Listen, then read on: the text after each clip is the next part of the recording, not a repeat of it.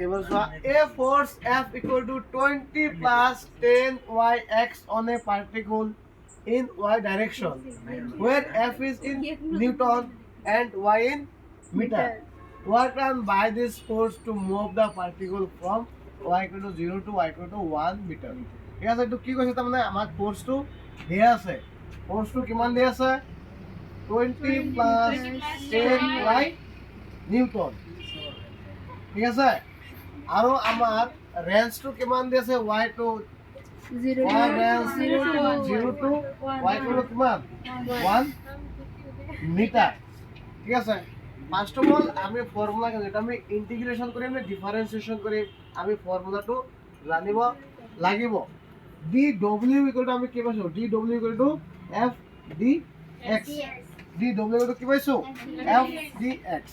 তো আমি যদি ইয়াত ইন্টিগ্রেশন কৰো, ইন্টিগ্ৰেশন কৰিলে আমাক এক্স দিয়া নাই, এইটো ডাইৰেকশনটো কি দিছে ওয়াই দিছে, আমি কি লম ওয়াই লম, ডাইৰেকশনটো কি লম ওয়াই লম। আৰু আমাৰ কি দিছে লিমিট কি দিছে y1 y2 y2, তো এটা কিমান দিছে 0 পৰা 1 মিটাৰলৈ চোৱা। তো ইয়াত আমি ডি ডব্লিউ ইন্টিগ্ৰেট কৰি কি পাম ডব্লিউ পাম, হয় ডব্লিউ টু কিমান ওয়াৰ্ক ডান, ডব্লিউ টু কি ওয়াৰ্ক ডান।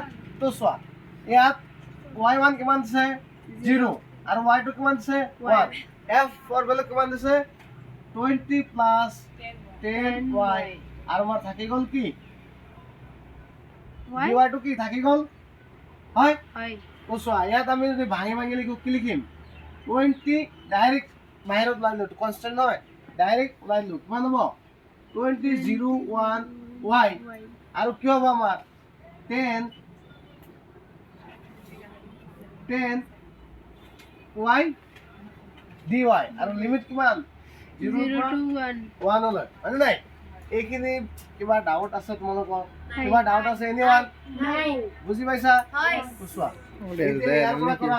অডিয়েন্স 20 আমি লিমিট বহাই দিও নেকি, লিমিট কিমান y বলে কিমান হ'ব 1 হ'ব, আৰু কি হ'ব 0 হ'ব, প্লাস ইয়াত কিমান লিখিম y স্কয়ার বাই কিমান 2, y স্কয়ার বাই 2, লিমিট কিমান 0 আৰু 1, লিমিট কি হ'ব 0 আৰু 1। তো চোৱা ইয়াত কি লিখিম আমি 20 প্লাস y স্কয়াৰ কিমান হাফ, y স্কয়াৰ কিমান হাফ, আৰু আগত আছিল কিমান 10, 10 টো আছিল ইয়াত 10 টো দিব লাগিব, 10 টো পাহৰি গলো 10।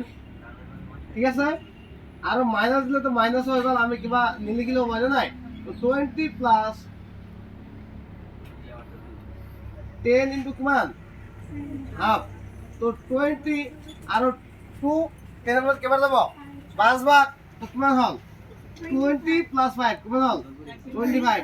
ওয়ার্ক ডান রাসায়নিক কি জুল, ওয়ার্ক ডান রাসায়নিক কি জুল, তো আমার কিমান হল 25 জুল। সবে বুঝি পাইছা নে, সবে বুঝি পাইছা? ওকে, তো লিখা জলদি লিখা।